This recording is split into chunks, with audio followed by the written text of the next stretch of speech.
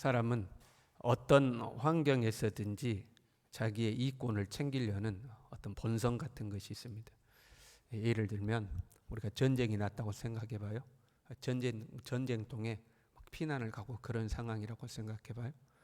그 속에서도 자기 이익을 챙기는 사람이 있죠. 경제적 이익을 챙기는 사람도 있고요.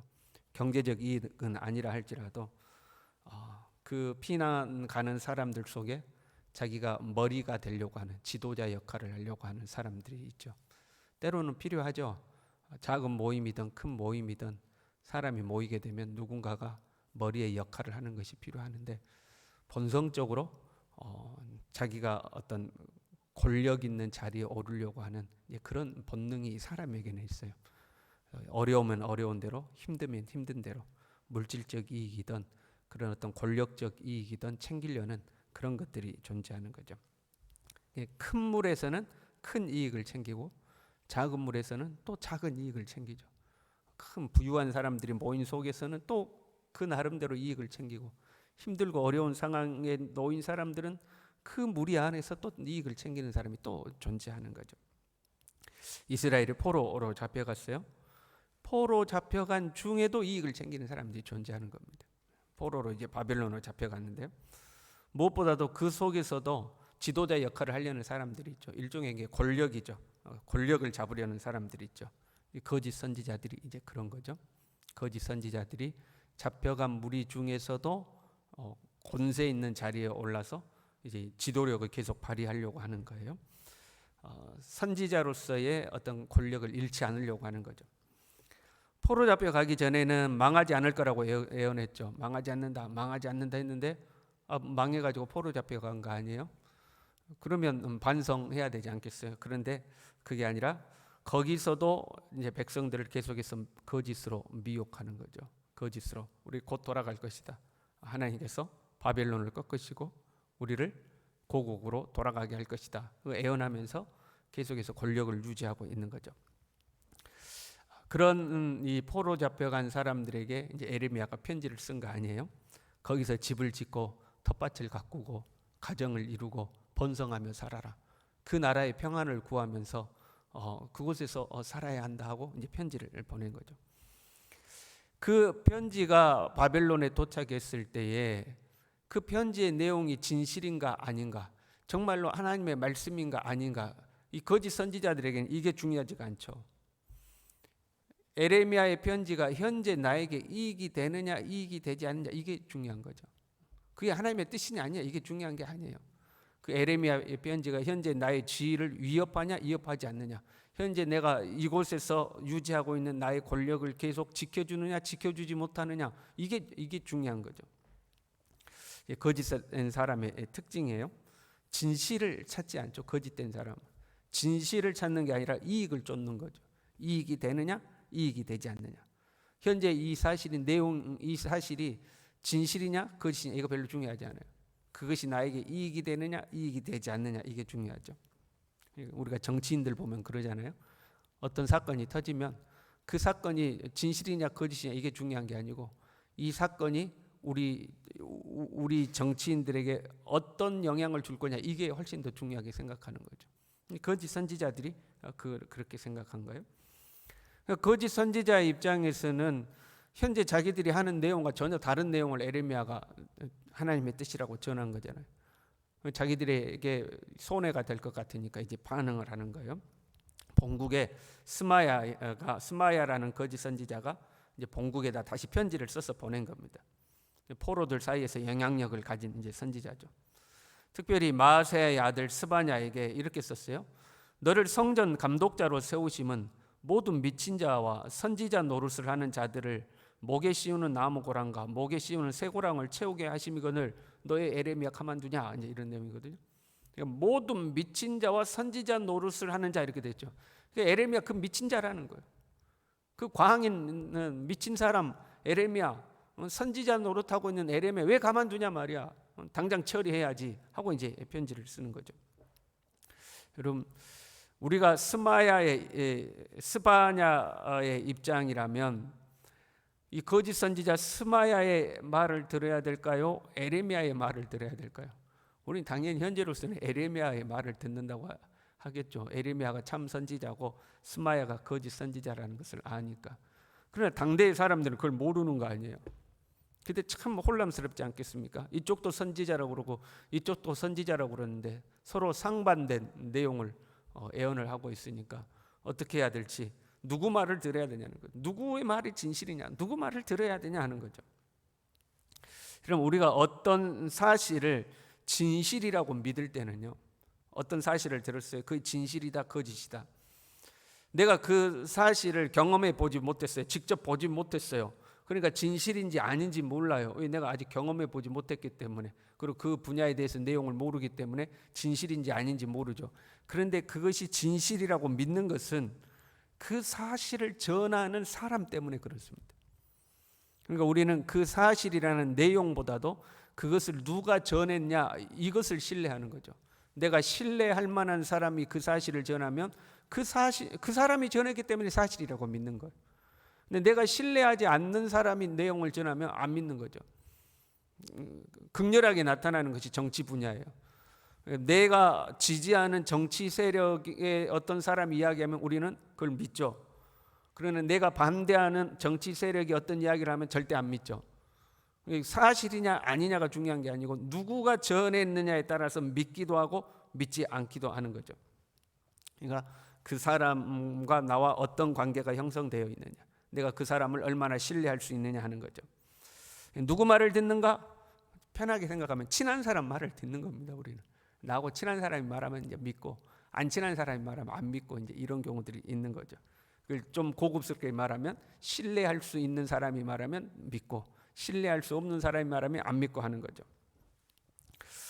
하나님의 사람으로서 신뢰할 수 있냐? 에레미야를 하나님의 사람으로서 신뢰할 수 있냐? 스마야를 하나님의 사람으로서 신뢰할 수 있냐? 이게 중요한 거죠. 신뢰할 수 있냐 하는 거죠. 거짓 선지자들은 자신들의 거짓을 관철하기 위해서 이 에레미야와의 신뢰 관계를 깨뜨리는 전략을 시도합니다. 이 스바냐는요, 21장 1절에 보면 시드기야 왕이 바벨론이 쳐들어오니까 급한 마음에 에레미야에게 기도 부탁을 하러 사람을 보내거든요. 그때에 파견했던 인물이 이 스바냐입니다. 에레미야와 우호적인 관계가 형성되어 있는 인물이에요. 지금 현재 에레미야와 좋은 관계를 형성하고 있어요. 그런데 이 스바냐가 왕실과 이 예루살렘에 상당한 지위에 올라가지고 있는 거예요. 제사장 자리에도 올라가 있고 왕실에도 권력 있는 자리에 있는 거예요. 이 사람이 에레미야를 야 처리해버려, 그러면 처리할 수 있는 거고, 에레미야 건들지 마, 그러면 에레미야를 못 건드는 거예요. 이 사람이 상당히 에레미야를 우호적으로 보호해주고 지지해주는 역할을 하고 있었다 이 말이에요. 이 스바냐와 에레미야의 관계를 깨뜨려야 되는 거죠. 이걸 깨뜨리지 않으면 그 계속해서 에레미야 보호하면 이게 에레미야가 계속해서 예언할 거 아닙니까? 그래서 이 두 사람의 관계를 깨뜨리려고 하는 거죠. 그 관계를 깨뜨리는 방법으로 이제 스바냐를 자꾸 비교하는 거, 이렇게 돼 있어요. 너를 제사장 여호야다를 대신하여 제사장을 삼아 여호와의 성전 감독자로 세우심은, 이렇게 이야기하죠. 무슨 말이냐면, 야 여호야다 같았으면 이 문제 이렇게 처리 안 했어. 이런 여호야다 같았으면, 제사장 여호야다 같았으면 에레미야 이렇게 가만 안 뒀어. 진작에 처리했어 저 문제. 그런데 너는 도대체 뭐 하고 있냐 하는 거죠. 그러니까 이 스바냐의 자존심을 건드리는 거죠. 옛날에 제가 어렸을 때 동네 형들이 싸움 붙이면 이렇게 싸움을 붙이죠. 이제 친구인데, 야 걔가 니하고 싸우면 이긴다던데, 이제 이렇게 싸움을 붙이죠. 야 니 걔 못 이기냐? 또 이쪽에 가가지고, 야 동훈이가 니 한 주먹거리도 안 된다고 그러던데, 이제 서로 양쪽에서 가서 이제 이야기하는, 그런 이야기를 한 적이 없는데, 야 개똥이가 너 이긴다고 그러던데, 에이 말도 안 돼요. 야 개똥이가 니 한 주먹거리도 안 된대. 아이 내가 개똥이하고 싸우면 내가 이겨요. 그럼 또 개똥이한테 가서 이야기하는 거죠. 야 동훈이가 니 이긴다고 그러던데. 그럼 서로 이제 그렇게 건드려 놓으면 친구 간에 사이가 이상해집니다. 서먹서먹해지고 서로 괜히 눈빛이 강렬해지고, 한번 붙어봐, 이제 이런 생각을 하게 되는 거 아니에요? 자존심을 건드려서 사이를 멀어지도록 하는 거죠. 나와 함께 다니는 사람이 친한 사람인데 자꾸 실수해요. 어디 가면 자꾸 실수하고 천박한 모습을 보이고 그래요. 같이 다니는 게 내가 너무 부끄러운 거예요. 좀 친했는데. 그럼 그 다음부터 우리는 어떤 생각을 해요? 내가 다시는 저 사람하고 안 다녀야지. 창피해서 죽겠어 내가. 여러분 그런 생각 할 때 있어요, 없어요? 그런 생각 들 때가 있잖아요. 그러니까 내 자존심이 상대방으로 인해서 내 자존심이 깎일 것 같으면 거리를 두게 되는 거죠. 쟤하고 같이 안 다닐 거야. 지금 그런 상황과 비슷한 거예요. 야, 네 에레미야 좀 미친 선지자 노릇하는 사람 그 하나 처리 못하냐? 여호야다 같았으면 진작 처리했는데 너 그거 하나 처리 못하고 저 미친 선지자 노릇하는 애가 저렇게 싸돌아다니게 내버려 두냐 하고 이제 이 스바냐의 자존심을 건드린 거죠. 스바냐와 에레미야의 관계를 멀어지도록 이제 하려는 거죠.